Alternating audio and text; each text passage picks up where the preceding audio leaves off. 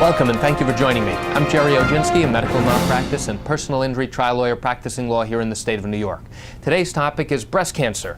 Did the doctor delay in diagnosing your cancer, and does that mean you have a case? Here's the answer to your question.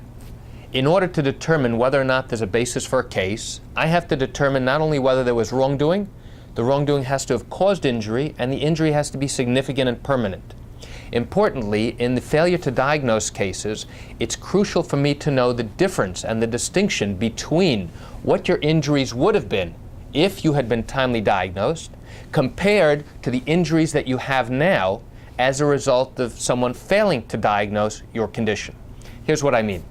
Let's say you felt a lump in your breast and you went to the doctor, and the doctor recognized the lump, examined you, and now was deciding on a course of treatment. The doctor has many options available to him or her in order to further evaluate you.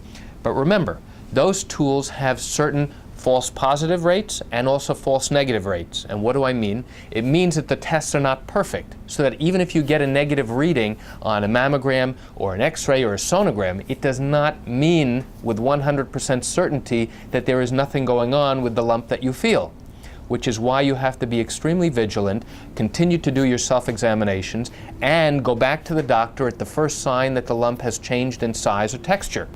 So, getting back to the original question, do you have a potential case if a doctor failed to recognize your breast cancer when it was in its early stages? The answer is possibly. We might be able to show that someone missed the diagnosis, and that as a result of the misdiagnosis, the cancer spread.